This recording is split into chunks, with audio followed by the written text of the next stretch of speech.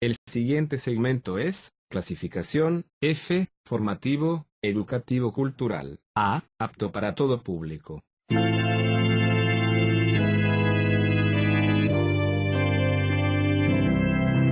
Bienvenido a Hora de Estudio Bíblico con nuestro maestro el Dr. Lehman Strauss.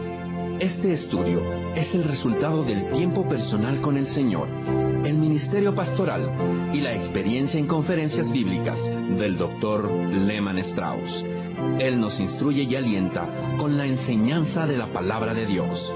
Ahora, el Dr. Strauss. Muchas gracias. Reciban mis saludos, queridos oyentes. Bienvenidos a otra entrega de Hora de Estudio Bíblico. Para mí es un gozo y privilegio poder representar al Señor y estar vivo en este tiempo tan difícil que vivimos para ser su testigo. Muchas gracias por sintonizarnos y espero que esta transmisión sea de gran bendición para usted y su familia. ¿Saben una cosa? Hoy quiero hacer algo diferente. Me gustaría regresar y para aquellos que no estuvieron escuchando el programa desde que comenzamos con esta serie de Romanos, darles un repaso breve y luego sí continuar con la exposición del capítulo 4. Y creo que en el próximo programa lo vamos a terminar. Pero antes vamos a orar a Dios. Amado Padre, te agradecemos por tu sagrada palabra, por poder leerla, edificarnos en ella y por el privilegio de ministrarla a otros. Es para nosotros un gozo poder estudiarla.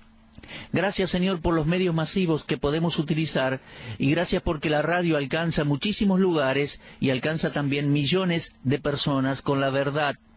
Señor, te pido que me ayudes hoy a decir lo correcto de la manera correcta y poder así ser de bendición a muchos. Guíanos en nuestro esfuerzo por proclamar tu palabra.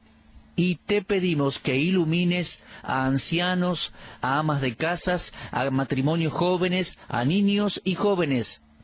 Señor, edifícanos con tu palabra, impáctanos con tu doctrina, e ilumina personas para que puedan ser salvos creyendo el Evangelio de Jesucristo.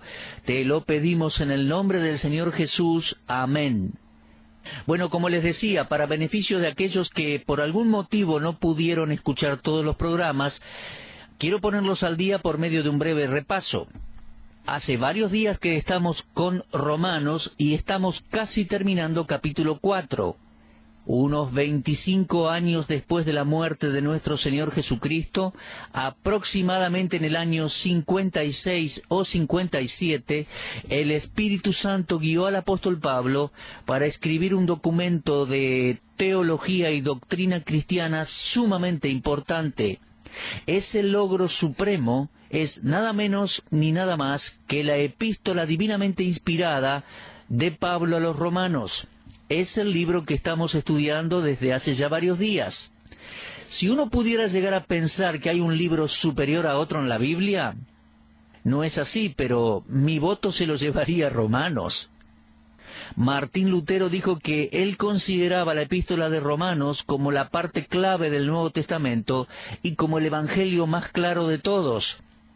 La verdad que estoy de acuerdo con él, se trata de un gran libro y estoy encantado de tener la posibilidad de estudiarlo. Si bien Romanos no es uno de los primeros escritos de Pablo, por algún motivo lo colocaron antes de las demás epístolas. Las enseñanzas de Pablo en Romanos son fundamentales. Nos enseñan de qué se trata el cristianismo y qué es el evangelio cristiano. Creo que cada pastor joven debe dedicarse a estudiar el libro de Romanos al comenzar su ministerio y predicar, exponer los 16 capítulos. Es interesante observar cómo Pablo fue guiado por el Espíritu Santo para escribir variadas verdades. Por ejemplo, a algunos se les dio la responsabilidad de registrar los eventos históricos, a otros la profecía. Pero al apóstol Pablo se le confió el contenido del Evangelio de Dios. La palabra Evangelio aparece al menos 13 veces en esta epístola a los romanos. El libro comienza con el Evangelio en el capítulo 1, versículo 1, y concluye mencionando el Evangelio en capítulo 16, versículo 25. Ahora, Pablo en Romanos no estaba predicando el Evangelio a los perdidos, sino que lo estaba enseñando. Estaba enseñando el Evangelio a creyentes. ¿Se da cuenta? Según Efesios 6:19, Dios le dio palabra a Pablo para que se diera a conocer el misterio del Evangelio. Y el creyente que se toma en serio el estudio de esta epístola clave de la Biblia estará bien informado en cada doctrina mayor de la fe cristiana. Si un creyente se aferra a las enseñanzas de Romanos, éste no va a ser arrastrado por doctrinas falsas. Una de las experiencias espirituales más grandes en mis años de creyente la recibí cuando estudié por un año la epístola de Pablo a los Romanos. Esa experiencia de estudiar Romanos por un año me fortaleció tanto espiritualmente como intelectual y emocionalmente, dándome una nueva apreciación por el plan divino de salvación. Cuán santo y justo es nuestro Dios, que puede perdonar y salvar pecadores y permanecer siendo justo. Ahora, Romanos tiene un tema. Pablo anuncia el tema en Romanos 1:17, y ese tema es la justicia de Dios. Capítulo 1, versículo 17. Déjeme decirle que la palabra justo o justicia aparecen al menos 55 veces en Romanos. Y en Romanos usted va a encontrar la justicia de Dios declarada, definida y delineada de una manera más completa que en cualquier otro libro de la Biblia. Es el tema que Pablo enfatiza. Es la palabra más importante en toda la epístola. ¿Se da cuenta? Hay una justicia que satisface a Dios.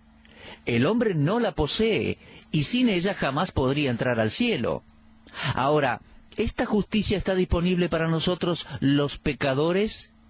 Y de ser así, ¿cómo la obtenemos? Es aquí donde la maravilla y la magnitud de la epístola de los Romanos brilla con más esplendor. Pablo muestra exactamente cómo es que la justicia de Dios llega a cada persona.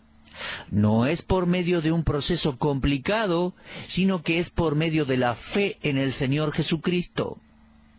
La justicia de Dios que es por medio de la fe en Cristo. Ahora, ¿qué queremos decir con fe? Bueno, la fe indica al menos 3 elementos. En primer lugar, darse cuenta de algunos hechos. Al decir esto, me refiero a que hay una apelación al intelecto. Hay ciertas cosas que uno debe saber. En segundo lugar, hay un proceso de esos hechos. Se deben experimentar. Y en tercer lugar, hay una acción por parte del pecador por la cual se entrega al que revela la verdad, le cree, y el dador de la verdad es la verdad misma, el Señor Jesucristo. La justicia de Dios viene por medio de la fe en Cristo. Ahora, este tema majestuoso es presentado por Pablo en detalle en la epístola a los Romanos. Bueno, dijimos que íbamos a hacer una especie de resumen. Prosiguiendo, me gustaría actualizarlo en otro aspecto de esta epístola.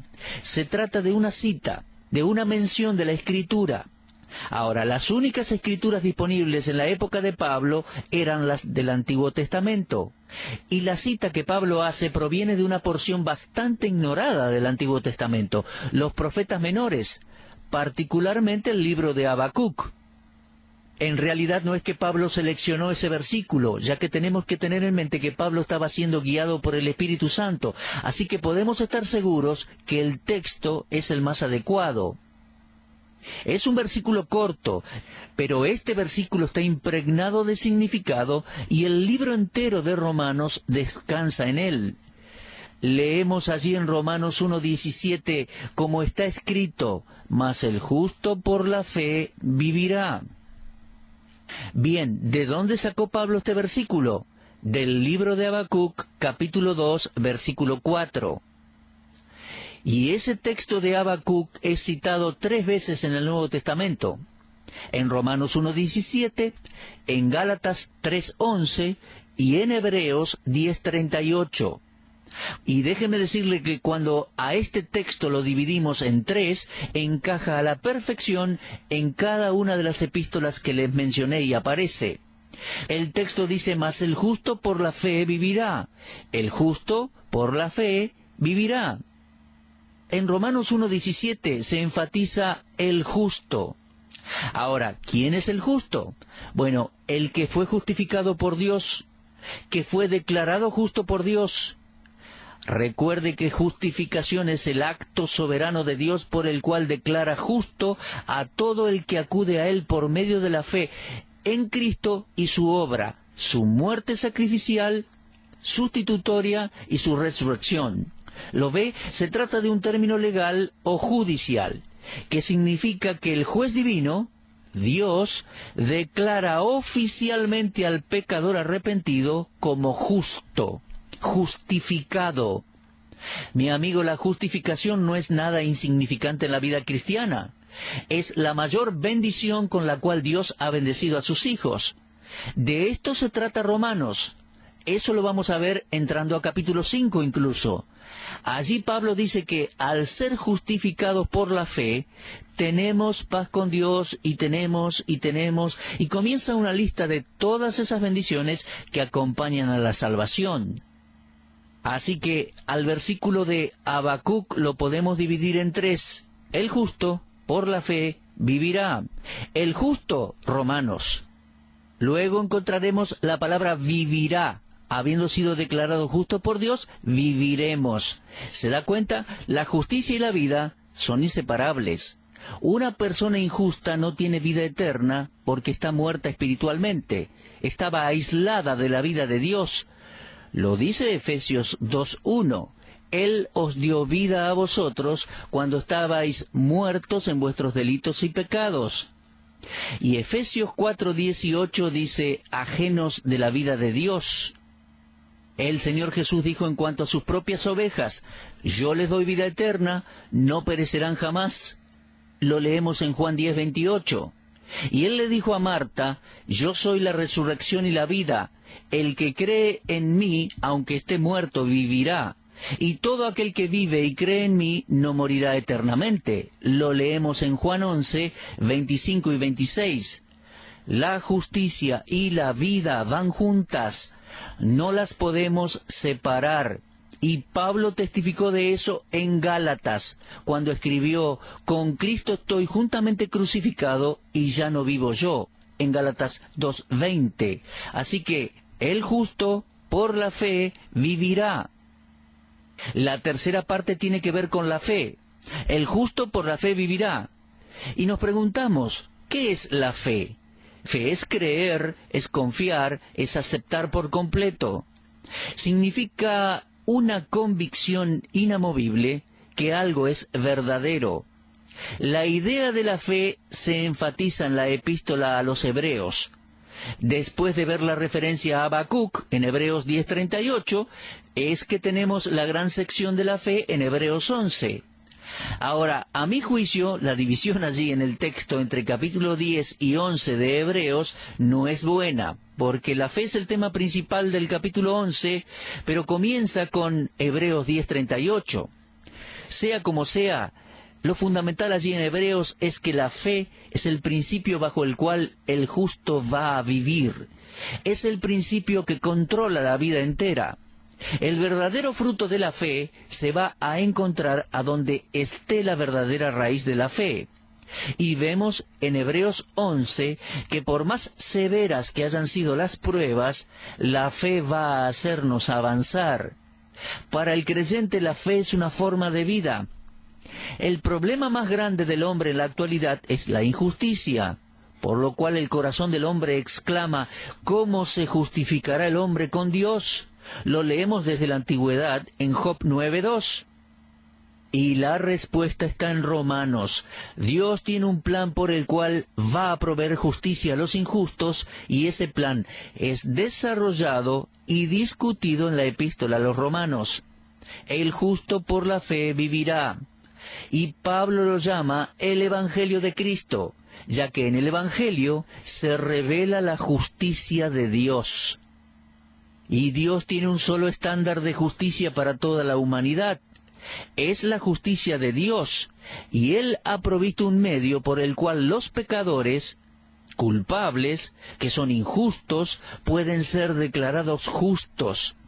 Así que si usted recién ahora comenzó a escuchar el programa, lo invito a que venga con nosotros y visite esta maravillosa Catedral de la Verdad.